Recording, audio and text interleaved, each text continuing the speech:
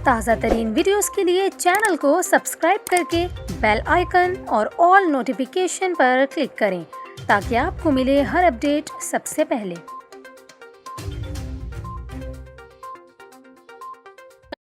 और अभी आपको बताएं, महकमा मौसमियात का यह कहना है कराची में आइंदा 24 घंटों में मतला जुज़वी अबरालूद रहने का इम्कान है। महकमा मौसमियात के मुताबिक कराची में 3 रोज़ बाद समंदरी हवाएं मुकम्मल बहाल हो चुकी हैं और आज सुबह 18 किलोमीटर फ़ी घंटा की रफ्तार से हवा चल रही थी। ताहम रात के औकात में समंदरी बादलों के बायस बूंदाबांदी मुतवक्के है। महकमा मौसमियात का यह कहना है कि कराची शहर का आज सुबह दर्जा हरारत 29 डिग्री सेंटीग्रेड और हवा में नमी का तनासुब 68% रहा। इसके अलावा आज ज़्यादा से ज़्यादा दर्जा हरारत 33 से 35 डिग्री सेंटीग्रेड तक रहने का इम्कान है। महकमा मौसमियात के डायरेक्टर सरदार सरफराज ने मज़ीद बताया कि खलीज बंगाल में 19 से 20 सितंबर को एक और लो प्रेशर बनेगा। ताहम इस कम दबाव से कराची और सिंध के दीगर इलाकों में बारिश के बारे में अभी कुछ भी कहना कबल अज़ वक्त होगा।